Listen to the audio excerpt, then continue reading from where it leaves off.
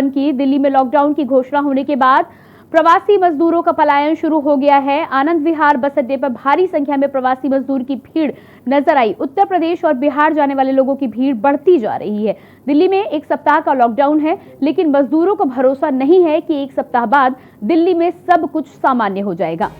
सबको इसका लंबा चलने का डर सताए जा रहा है। यही वजह है कि मजदूरों का पलायन लगातार जारी है। ये आपको तस्वीरें दिखा रहे हैं, लॉकडाउन से घबराए मजदूर। स्क्रीन पे आप अपनी देख सकते हैं 5 तस्वीरें, जहां पर पहली तस्वीर में मजदूर अपना सामान लेकर एक बार फिर से अपने ठिकानों की ओर वापस लौटते हुए नजर आ रहे हैं। इसके साथ ही साथ कहीं ना कहीं इतनी मुश्किल घड़ी में भी बसों में लटके हुए प्रवासी जा रहे हैं। ऐसे में एक बार फिर से खतरा बढ़ जाता है। कोविड गाइडलाइंस का पालन नहीं होगा, मास्क का उपयोग नहीं होगा, तो जिस संक्रमण को तोड़ने की बात की जा रही है उसे तोड़ना मुश्किल हो जाएगा।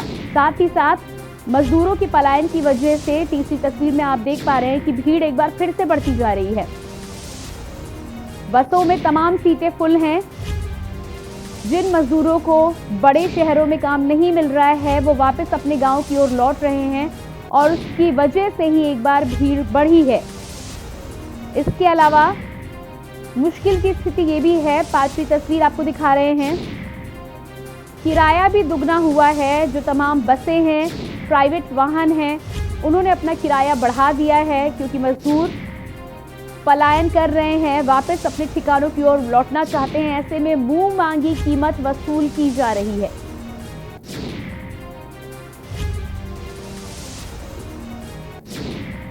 ये 5 तस्वीरें आप अपनी टीवी स्क्रीन पर देख सकते हैं।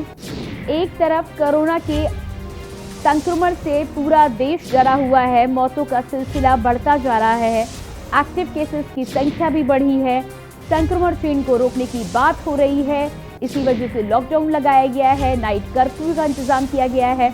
और दूसरी तरफ जिन शहरों में लॉकडाउन लगाया गया है वहां पर मजदूरों को भरोसा नहीं है कि उन्हें खाना मुहैया कराया जाएगा, उन्हें बेसिक जो ज़रूरतें हैं दिनचर्या की वो उन्हें रोज मुहैया कराई जाएंगी। इसी डर के चलते वो एक बार फिर से अपने ठिकानों की ओर लौटने लगे हैं। ये 5 तस्वीरें उसी पलायन की हम आपको दिखा रहे हैं।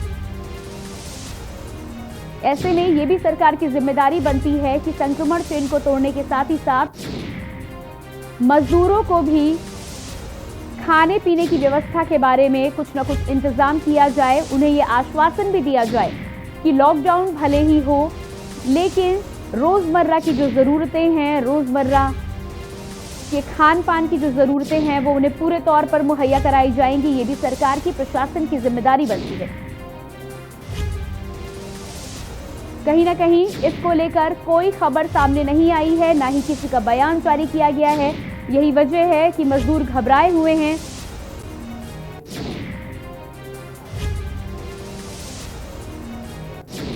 और इतनी भीड़ में आप देख पा रहे हैं लॉकडाउन से घबराए मजदूर हैं, बसों में लटक के जा रहे हैं। बसों में दुगनी क्षमता में मजदूर भरे हैं, सीटें फुल हैं, 50 की क्षमता है तो 100-150 मजदूर भर के जा रहे हैं और साथ ही साथ किराया भी दुगना हुआ है।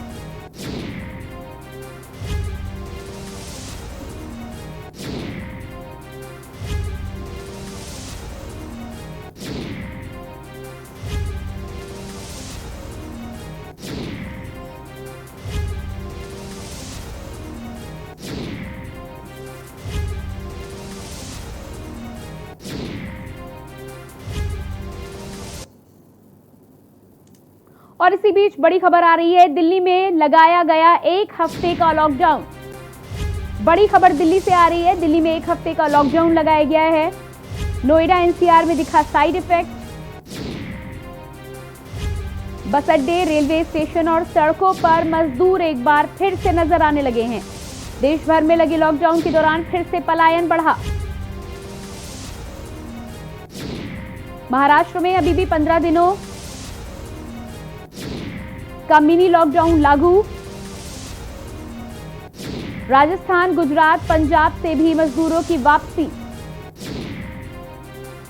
एक बार फिर से मजदूर अपने ठिकानों की ओर वापस लौटने लगे हैं। पंजाब, गुजरात से मजदूरों के लौटने का सिलसिला शुरू हो चुका है।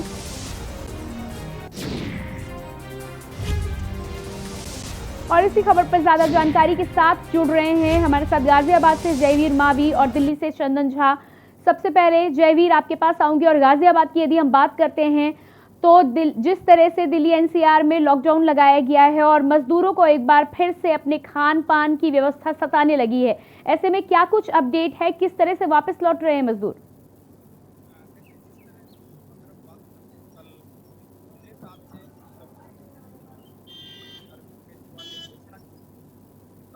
लॉकडाउन लग जाएगा घोषणा बात करें तो घोषणा की तुरंत बाद हुआ आनंद विहार गाजियाबाद का कौशाम्बी और आनंद विहार पर हजारों की संख्या में प्रवासी मजदूर वहां पर पहुंचे और उन्होंने सीधा जब उनसे बात की, हालांकि मुख्यमंत्री केजरीवाल ने जी जयवीर, आपके पास वापस लौट के आऊंगी। चंदन, आपसे जानना चाहूंगी कि दिल्ली में एक हफ्ते के लॉकडाउन की खबरें आई हैं और ऐसे में मजदूर एक बार फिर से वापस अपने ठिकानों की ओर लौटने लगे हैं, क्या कुछ जानकारी है आपके पास? जी, जैसा कि पिछले साल देखा गया था, पिछले वर्ष देखा गया था, अचानक से लॉकडाउन लगा दिया गया और जो मजदूर थे, जो कम पैसे कमाने वाले लोग थे, या यूं कहें कि देश की अर्थव्यवस्था को चलाने वाले वो मशीनरी जिस पे ध्यान किसी का नहीं होता है, उन्हें ऐसा लगता है कि 300 रुपए देके इनकी दिहाड़ी पूरी की जा सकती है। खैर, वो पिछले साल यहाँ से पैदल अपनी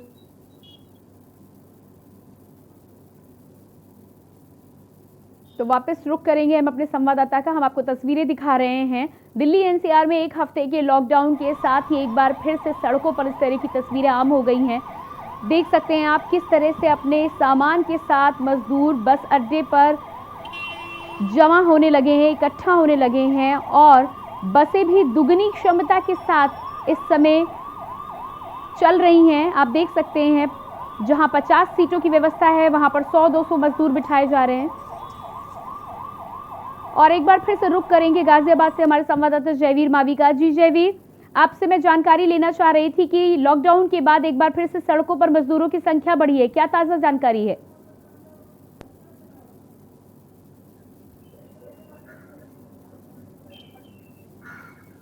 या फिर जो ऐसे लोग हैं जिनकी दिनचर्या रेहड़ी पटरी या रिक्शा चलाकर अपनी दिनचर्या चला रहे थे, उन लोगों को डर लगा कि कहीं पिछले वर्ष की तरह ही लॉकडाउन लंबा ना खींचे, तो इसी भय में कहा जा सकता है कि डर और दहशत के माहौल में जो मजदूर है, जो गरीब मजदूर, दिहाड़ी मजदूर, उन्होंने सीधा पलायन करना शुरू किया और अपने घर, इसको लेकर गाजियाबाद के कौशाम्बी में रेल बस स्टैंड पर और दिल्ली आनंद विहार के मेट्रो रेलवे स्टेशन पर हजारों की संख्या में मजदूर पहुंचे और हालांकि प्रशासनिक अधिकारी आने का प्रयास किया, लेकिन मजदूरों का कहना था कि वो एक हफ्ते तक कर सकते, लेकिन अगर लॉकडाउन आगे बढ़ता है तो वो लोग, उनके सामने रोजी रोटी के लाले हो जाएंगे, उनके पास खाने की तमाम समस्याएं आएंगी। तो जी जयवीर, यहाँ पर आपसे अगला सवाल ये करना चाहूंगी कि पिछले साल भी हमने आनंद विहार बस स्टेशन पर इसी तरह की तस्वीरें देखी थी। ऐसे में जो मजदूर आए थे उनको कोई आश्वासन भी नहीं मिला था कि उनके रहने का, खाने पीने का कोई अस्थायी इंतजाम ही सही लेकिन कोई इंतजाम किया जाएगा। तो क्या सरकार की तरफ से, प्रशासन की तरफ से कोई आश्वासन नहीं आया है अभी मजदूरों के लिए?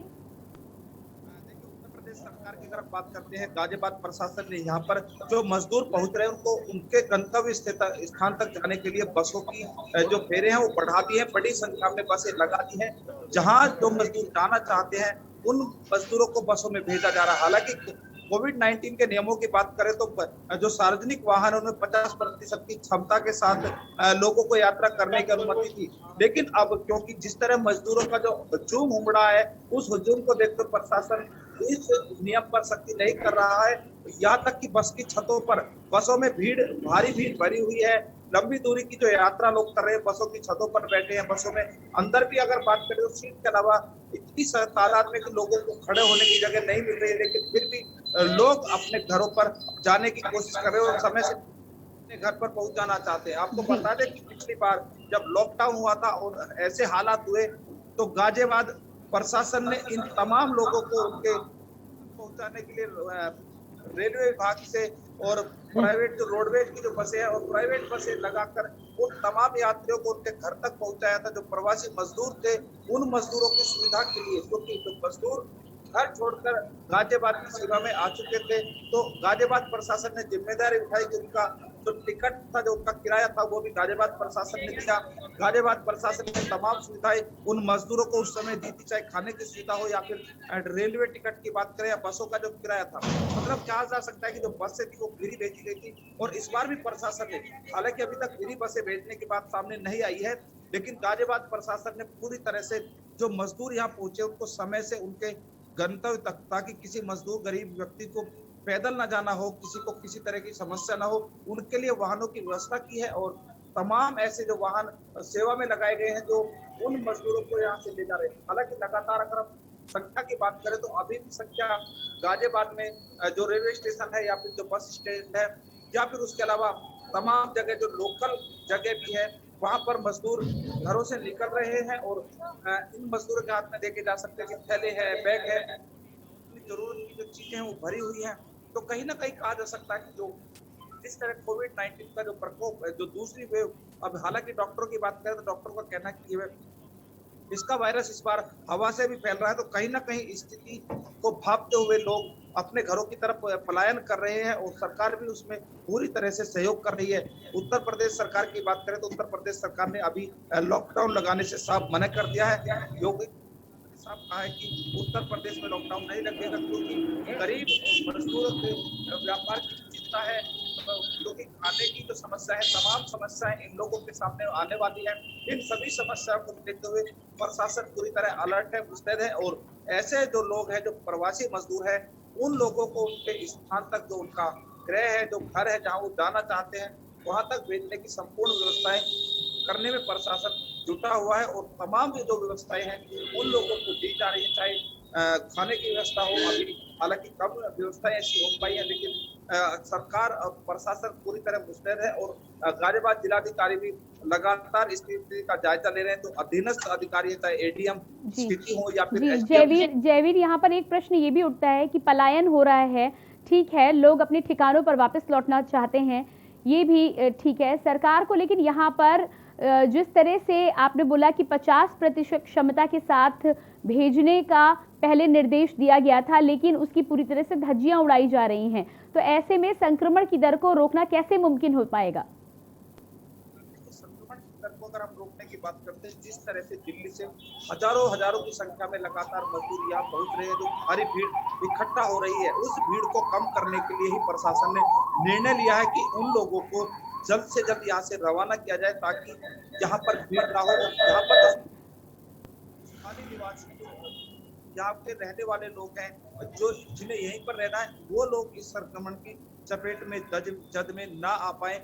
जो मजदूर हैं उनको यहाँ से जल्द खाली किया जा रहा है, जल्द से जल्द यहाँ से भेजा जा रहा है। क्योंकि अगर यहाँ पर 50% क्षमताओं के साथ वाहनों में बिठाकर भेजा जाएगा तो यहाँ गाजियाबाद में हालात बद से बदतर हो जाएंगे। लोगों की जो भीड़ है, जो हुजूम है, जो मजदूरों का, उसको नियंत्रण कर पाना प्रशासन के लिए आसान नहीं होगा। वहीं जो स्थानीय निवासी है, जो स्थानीय लोग हैं, उनमें भी संक्रमण फैलने का खतरा ज्यादा बढ़ जाएगा। तो इसीलिए प्रशासन ने निर्णय लिया है कि इन लोगों को जल्द से जल्द और ज्यादा से ज्यादा की तादाद में यहाँ से उनको भेजा जा सके। जी बिल्कुल, आपके पास वापस लौट कर आऊंगी। दिल्ली से चंदन झा भी हमारे साथ जुड़े हुए हैं।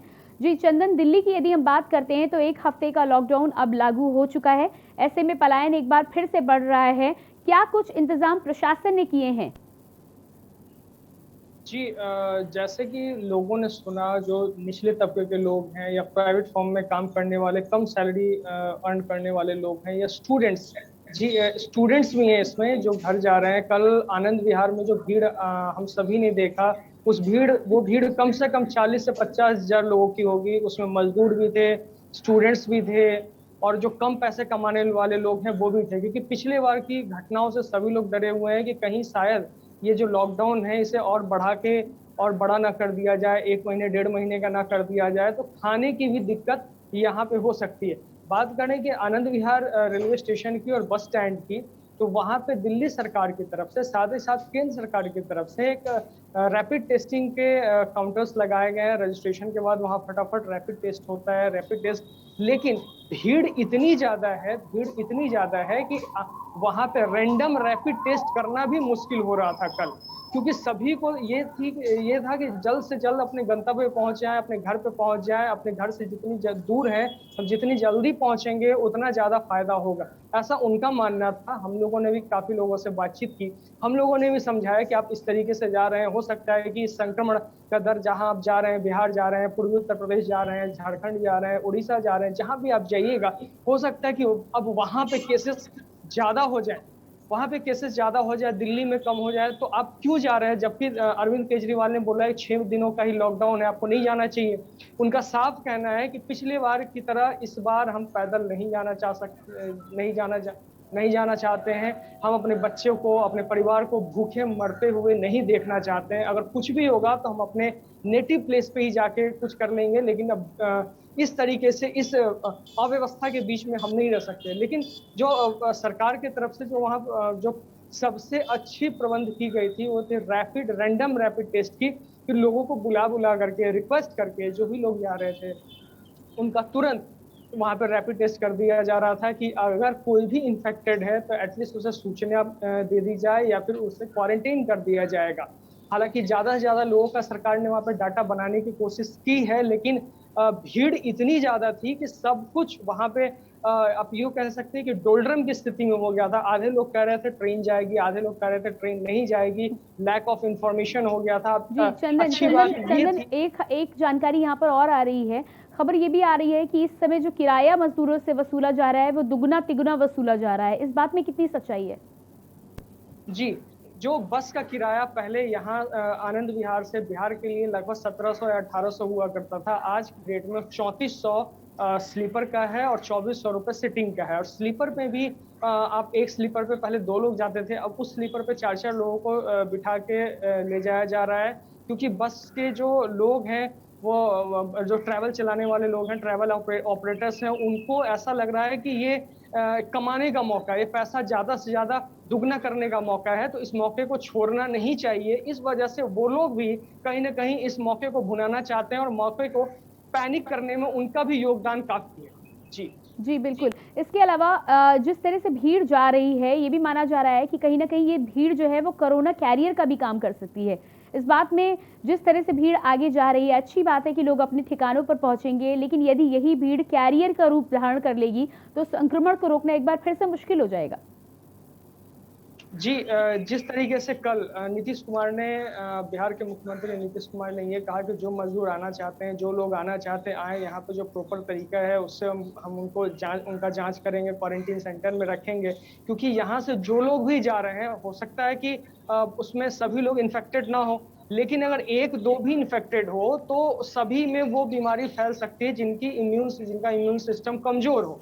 जब वो अपने गंतव्य पे पहुंचेंगे, अपने नेटिव प्लेस पे पहुंचेंगे, तो वहां की स्थिति और भयावह हो सकती है। आने वाले वक्त में आप देखेंगे कि दिल्ली आसपास के क्षेत्रों में जो कोविड पॉजिटिव की केसेस हैं वो कम हो जाएंगे, लेकिन यहाँ से जो मजदूर अपने अपने जगह गए, अपने अपने घर गए हैं, वहां पे कोविड पॉजिटिव की केसेस में अभूतपूर्व वृद्धि होगी, क्योंकि जो स्थिति दिल्ली की है, जो मेडिकल जो व्यवस्थाएं हैं यहाँ पे, उतनी अच्छी व्यवस्थाएं देश के सुदूर हिस्सों में नहीं है।